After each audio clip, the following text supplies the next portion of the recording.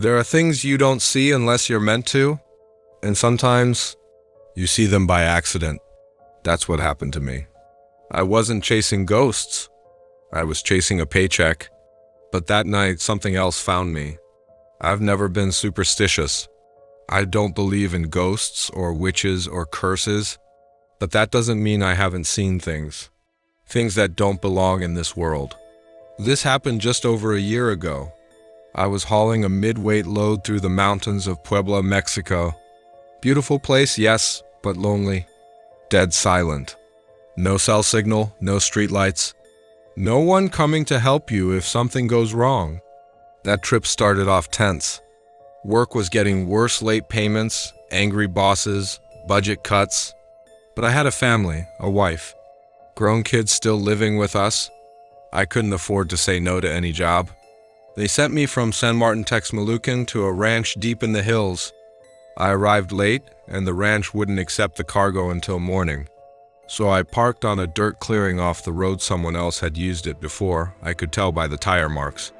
I figured it was safe. It was cold. I had a stale sandwich, a half-warm thermos of coffee, and soft music playing low on the stereo. I climbed into the back bunk, but I couldn't sleep. And then I noticed something.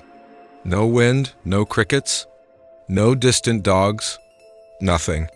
Just a strange weight in the silence, like the mountain was holding its breath. Then, crunch, dry branches, steps. At first, I thought it was an animal. A deer, maybe. But it wasn't just one set of footsteps. They were coming from all directions. Something was circling my trailer. I climbed out, flashlight in hand, every sense on edge. The beam cut through the fog, and that's when I saw it. A small figure. No taller than a child, but wrong. Its head too big, arms too long, just standing between two bushes, not moving. When the light hit it, it folded down like it disappeared into the ground. I got back in the truck fast, blocked everything, turned off the music. And that's when I remembered something my grandfather used to say. Don't sleep under the mountain sky, not without a roof. The men of the mountain walk at night. I'd laughed as a kid. Thought he was trying to scare me. But now, it didn't feel like a story anymore. Because then I saw them. Not one, not two, at least 5. Shadowy, long-limbed figures gliding around the truck. But they weren't floating. They touched the ground. And yet, they made no sound except when they stepped on dead leaves. One of them came closer. And under the dashboard light, I saw its face. Elongated, skin stretched, no mouth, no eyes. Its arms hung like soaked cloth, limp, too long. I dropped into the bunk, pulled the curtain shut, covered myself like a child afraid of the dark. I didn't sleep? Not really. I passed out around 5 a.m., more from fear than fatigue. When the ranchers arrived at 7, one of them looked at me and said, "You stayed here? You slept here?" Truckers don't stop here at night, not unless they want trouble. I wanted to tell him. I wanted to ask if he'd seen them too, but I didn't. They unloaded the cargo. I signed. I left. And I never parked alone in the mountains again. Sometimes I think it was a warning, that I wasn't meant to see them, that they only show themselves to those who stay too long, or to those who look too closely. They're not ghosts. They're not human. They're something older, and I think if I'd stepped outside a second time, if I'd spoken to them, I wouldn't be here telling you this story. To those of you listening out there, especially my fellow travelers, drivers of the night, tell me, have you ever heard footsteps when no one was around? Seen shapes that vanish when the light touches them? Felt like something was watching from the woods? If you have, share your story in the comments. Let's keep the lights on for each other. And remember, if you ever have to sleep in the mountains, don't look out the window.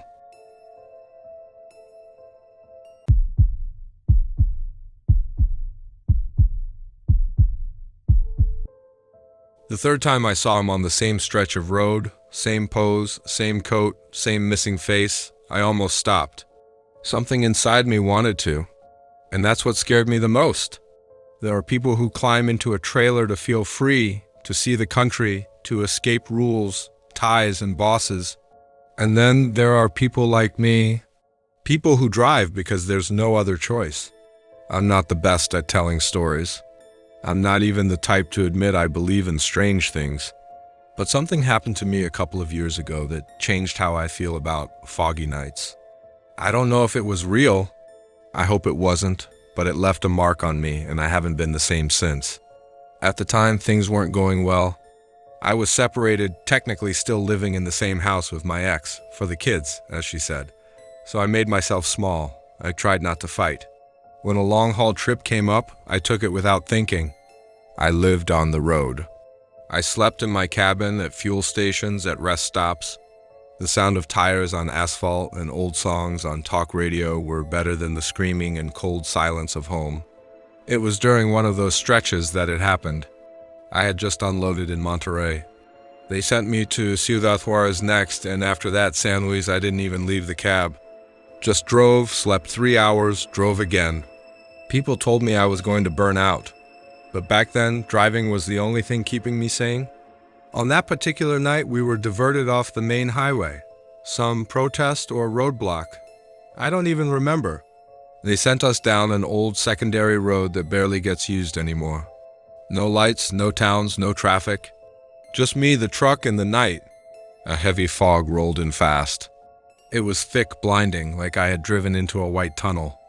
My high beams were useless. They just lit up the mist. I crept forward slowly, hands tight on the wheel, my neck aching from tension. And that's when I saw it. On the side of the road, through the fog, a person, thin, tall, wearing a long coat with a sheepskin collar. One arm stretched out, thumb up like they were hitchhiking. I slowed down, not because I was thinking of stopping, but because it startled me. Who would be out there at that hour? In that fog? As I passed, I turned slightly to get a better look. And I swear to you, it didn't have a face. Not covered, not turned, just gone. A smooth white surface, no eyes, no mouth. No features at all. Like someone had erased its face with a sponge. My stomach turned. I slammed the gas. I didn't dare check the rearview mirror. I just drove fast, hard, not even thinking. I told myself it was the fog, a trick of the light. My windshield, maybe? My tired eyes. I drove 20, maybe 30 kilometers like that. The road was a dead straight stretch, no curves, no turns, no exits. And then I saw him again. Same coat, same outstretched arm, same faceless void. It was impossible. There was no way he could have passed me. I hadn't stopped. I hadn't even slowed. There are no cross paths. No hidden routes. It was the same thing. I started sweating. Cold, panic sweat running down my back. And then, a few minutes later, I saw him again. A third time. Still standing, same pose, same place. And that's when something terrifying happened. I had a thought. An urge, an invitation. A part of me wanted to stop. I felt it in my hands, loosening their grip. In my foot, hovering over the brake like something was whispering, ask him. Ask what he wants. And maybe if I hadn't been so scared, I would have. But something screamed inside me, don't. If you stop, you'll never leave this road again. So I didn't. I stared ahead, didn't blink, didn't breathe. I drove faster. I didn't care about the fog anymore.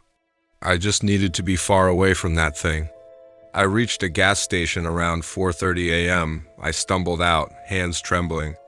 I bought a coffee, sat at a plastic table, and said nothing. I didn't tell anyone, not the guys on the radio, not the others at the station, not even later when I went home, because I felt like if I spoke about it, it would come back. That was the last time I ever drove that road at night.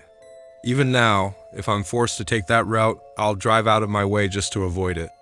Call it fog, call it stress, call it whatever you need to sleep at night. But if I had stopped that night, I don't think I'd be here telling the tale. Some things don't need a face to look at you, and some roads don't want to let you leave. And now, community, we've walked roads soaked in rain, cloaked in fog, and lined with shadows. But the final story tonight takes us off the highway into the woods where something else is waiting. We continue.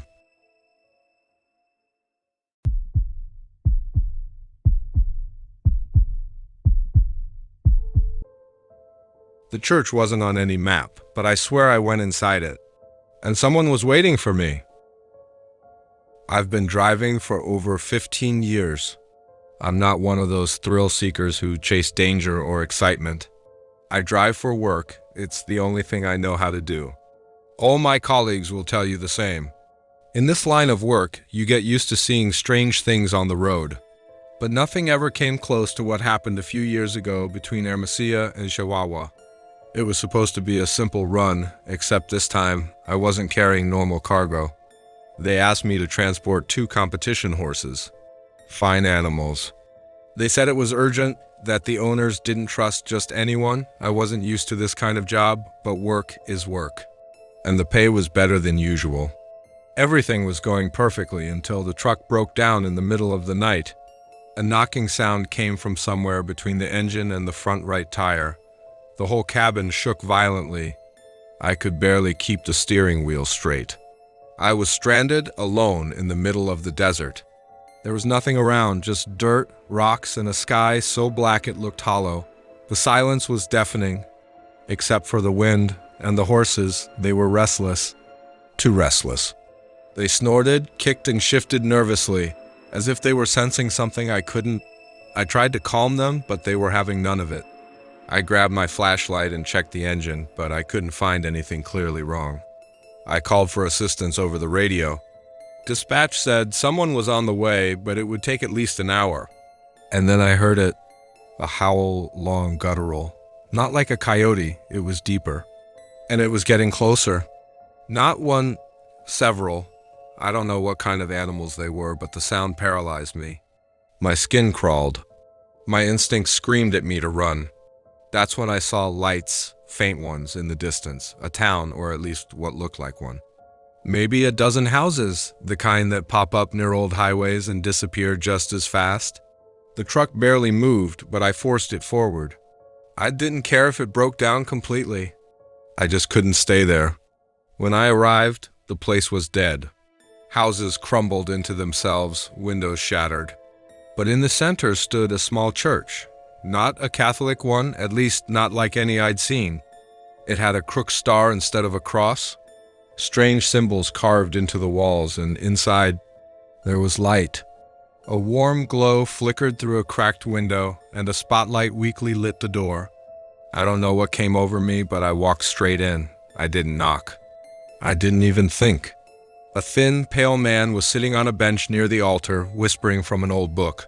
I assumed it was a Bible, but I wasn't sure. Something about the pages looked wrong. I told him I needed help, that I was stranded with 2 horses and didn't feel safe out there. He didn't look up, didn't acknowledge me, just kept reading. I backed out slowly and returned to the truck. Tried starting it again, but the sound was worse than ever. Eventually, my colleagues arrived with tools and parts, but when they inspected the truck, there was nothing wrong, not a single thing. The engine ran like new. The sky was starting to brighten, but my mind felt darker than ever. I couldn't shake the image of that church, or the man inside. Before we left, I said to the others, "Come with me. I want you to see that place." But when we got there, my jaw dropped. The church was chained shut with rusted metal links. The windows were broken. It looked abandoned, not for days, but for decades. "You went in there?" one of my guys asked, half joking. I didn't answer. I just nodded, confused, ashamed. The horses were calm now, as if whatever had disturbed them had left. That was the last time I took a job like that. And if I ever do again, I'll make sure I don't take that road. Because that town, that church, it doesn't exist on any map. And I don't think it ever did. Some places aren't forgotten. They're hidden. For a reason. What do you think was inside that church? Have you ever seen a place that disappeared after you visited it? Let me know in the comments, if you dare.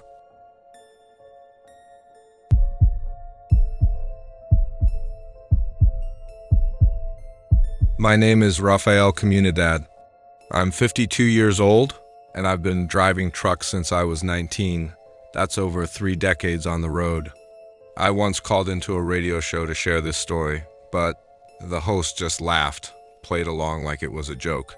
I could tell he wasn't really listening, but lately I've been thinking about it again. Not because something terrible happened, but because it was one of those moments that makes your skin crawl, the kind of thing you don't talk about unless you're sure the other person has seen something similar. 12 years ago, I was hauling a light load through Veracruz. There had been landslides on the main road, so many of us had to take alternate routes. One of those routes cut through a winding, half-forgotten mountain pass, rarely used anymore, but still drivable. It was around 3 a.m., the rain had been falling all night, and I was taking the turns carefully when I saw him. A boy standing by the side of the road, soaking wet, clothes loose and half-torn, his hands, covering his eyes, not shaking, not crying, just standing there, head tilted, frozen. My stomach dropped. Not because of how creepy it looked, though it was, but because I had seen him before. Back in 96 or 97, I was just starting out. My older brother and I were driving this same road during another detour caused by a landslide. Same rain, same darkness, same curve in the road. We saw that same boy. My brother slowed the truck down but didn't stop. I asked him why, and I'll never forget what he said. "I'm not stopping. That kid isn't waiting for help." I didn't get it back then. I just knew it felt wrong to leave a child alone in the rain like that, but we drove on, and we never forgot it. Now, years later, I was back, and so was he. Same road, same boy, same pose, as if he had never left. I didn't stop. I wanted to look in the rearview mirror to check if he turned his head or if he was following me with those unseen eyes, but something in me refused. Every instinct told me not to. Nothing else happened. No banging on the cabin. No doors opening by themselves. Just that moment. When I finally made it to my destination, I sat down, shaking, and called my brother. I said, "Guess where they rooted me tonight?" He didn't even let me finish. "You saw the child again." I froze. He went on. "I've seen him a couple more times since then. Same spot, same time. He's always there." He didn't ask which road I meant or what time it was, or what the boy looked like. He already knew, and the way he said it, like it was normal, sent a chill through my bones. I swear I could feel my blood run cold. Have you ever passed something on the road that didn't feel human? Would you stop or keep driving? Share your thoughts in the comments below, and don't forget to subscribe for more real horror stories from the road.